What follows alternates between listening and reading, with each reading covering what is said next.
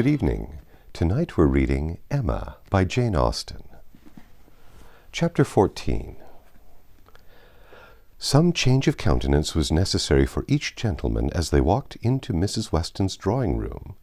Mr. Elton must compose his joyous looks, and Mr. John Knightley disperse his ill humour. Mr. Elton must smile less, and Mr. John Knightley more, to fit them for the place. Emma only might be as nature prompted, and show herself just as happy as she was. To her it was real enjoyment to be with the Westons. Mr. Weston was a great favourite, and there was not a creature in the world to whom she spoke with such unreserve as to his wife.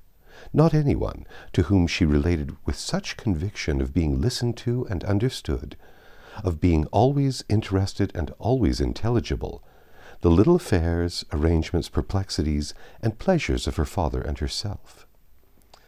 She could tell nothing of Hartfield in which Mrs. Weston had not a lively concern, and half an hour's uninterrupted communication of all those little matters on which the daily happiness of private life depends was one of the first gratifications of each. This was a pleasure which perhaps the whole day's visit might not afford, which certainly did not belong to the present half-hour, but the very sight of Mrs. Weston, for her smile, her touch, her voice, was grateful to Emma, and she determined to think as little as possible of Mr. Elton's oddities, or of anything else unpleasant, and enjoy all that was enjoyable to the utmost. The misfortune of Harriet's cold had been well enough gone through before her arrival. Mr. Woodhouse had been safely seated long enough to give the history of it, besides all the history of his own and Isabella's coming, and of Emma's being to follow, and had, indeed, just got to the end of his satisfaction that James should come and see his daughter, when the other appeared, and Mrs. Weston, who had been almost wholly engrossed by her attention to him, was able to turn away and welcome her dear Emma. Emma's project of forgetting Mr. Elton for a while made her rather sorry to find, when they had all taken their places, that he was close to her. The difficulty was great of driving the strange insensibility toward Harriet from her mind, while he not only sat at her elbow, but was continually obtruding with his happy countenance on her notice, and solicitously addressing her upon every occasion. Instead of forgetting him, his behavior was such that she could not avoid the internal suggestion of, "Can it really be as my brother imagined? Can it be possible for this man to be beginning to transfer his affections from Harriet to me? Absurd and insufferable!" Yet he would be so anxious for her being perfectly warm, would be so interested about her father, and so delighted with Mrs. Weston, and at last would begin admiring her drawings with so much zeal and so little knowledge as seemed terribly like a would-be lover, and made it some effort with her to preserve her good manners. For her own sake she could not be rude, and for Harriet's, in the hope that all would yet turn out right, she was even positively civil. But it was an effort, especially as something was going on amongst the others, in the most overpowering period of Mr. Elton's nonsense, which she particularly wished to listen to. She heard enough to know that Mr. Weston was giving some information about his son. She heard the words "my son" and "Frank" and "my son" repeated several times over, and, from a few other half-syllables, very much suspected that he was announcing an early visit from his son. But before she could quiet Mr. Elton, the subject was so completely past that any reviving question from her would have been awkward. Now it so happened that, in spite of Emma's resolution of never marrying, there was something in the name, in the idea of Mr. Frank Churchill, which always interested her. She had frequently thought, especially since his father's marriage with Miss Taylor, that if she were to marry, he was the very person to suit her in age, character, and condition. He seemed, by this connection between the families, quite to belong to her. She could not but suppose it to be a match that everybody who knew them must think of.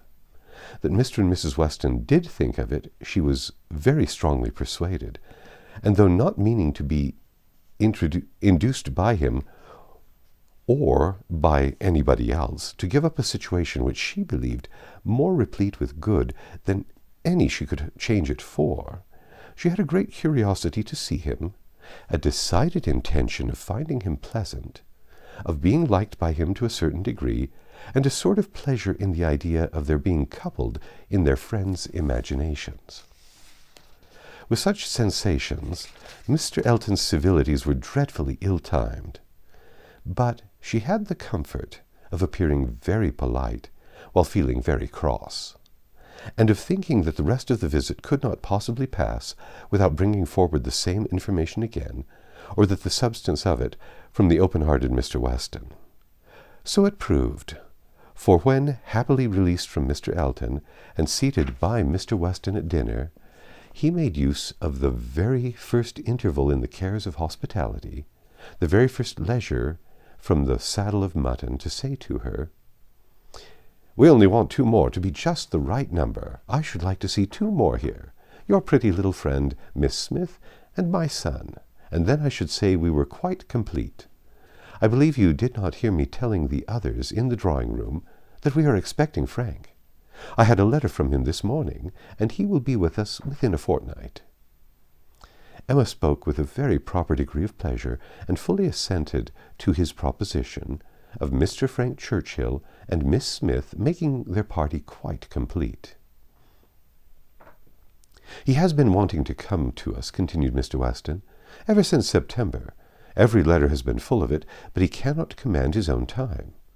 He has those to please who must be pleased, and who, between ourselves, we are sometimes to be pleased only by a good many sacrifices.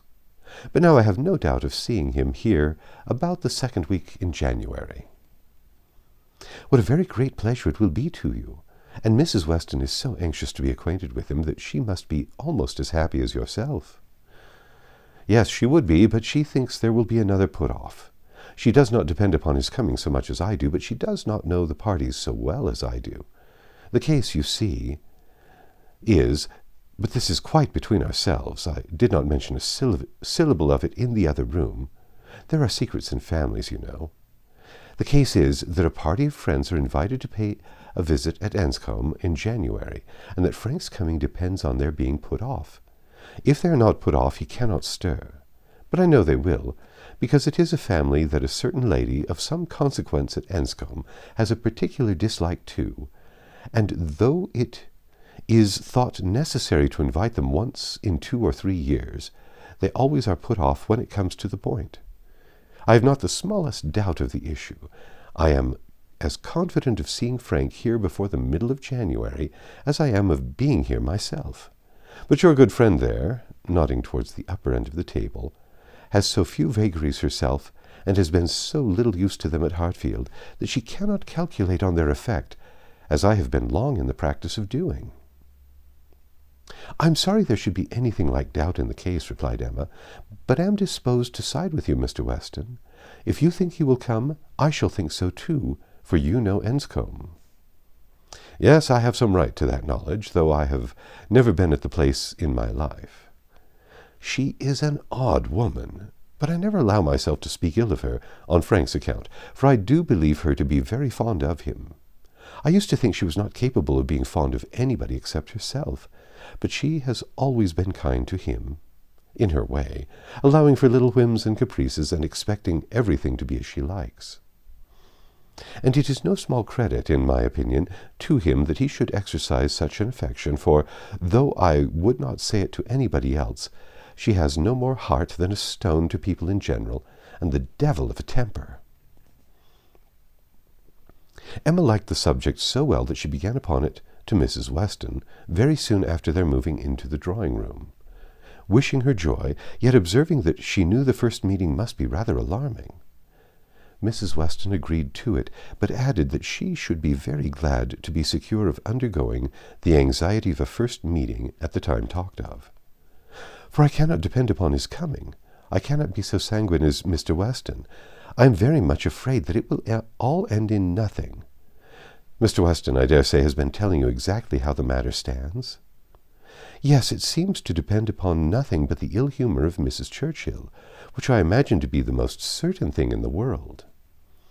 "My Emma," replied Mrs. Weston, smiling, "what is the certainty of caprice?" Then turning to Isabella, who had not been attending before, "You must know, my dear Mrs. Knightley, that we are by no means so sure of seeing Mr. Frank Churchill, in my opinion, as his father thinks. It depends entirely upon his aunt's spirits and pleasure, in short, upon her temper. To you, to my 2 daughters, I may venture on the truth. Mrs. Churchill rules at Enscombe, and is a very odd-tempered woman, and his coming now depends upon her being willing to spare him."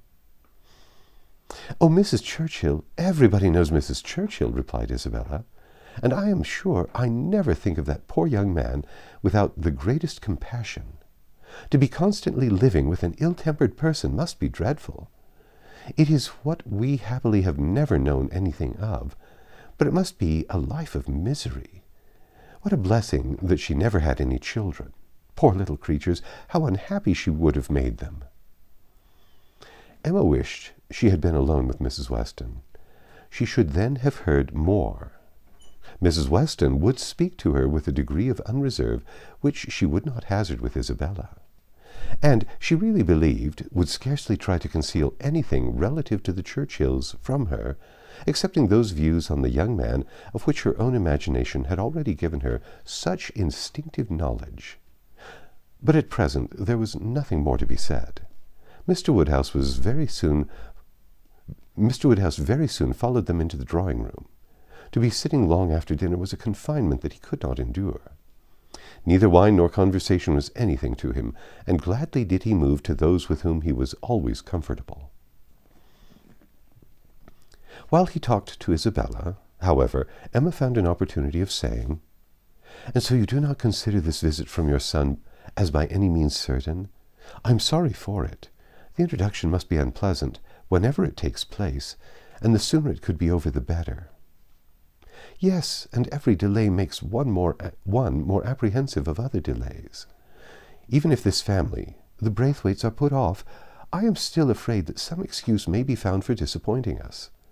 I cannot bear to imagine any reluctance on his side, but I am sure there is a great wish on the Churchills to keep him to themselves. There is jealousy. They are jealous even of his regard for his father. In short, I can feel no dependence on his coming, and I wish Mr. Weston were less sanguine." "He ought to come," said Emma, "if he could stay only a couple of days. He ought to come, and one can hardly conceive a young man's not having it in his power to do as much as that. A young woman, if she fell into bad hands, may be teased, and kept at a distance from those she wants to be with, but one cannot comprehend a young man's being under such restraint, and not to be able to spend a week with his father if he likes it." "One ought to be at Enscombe and know the ways of the family before one decides upon what he can do," replied Mrs. Weston.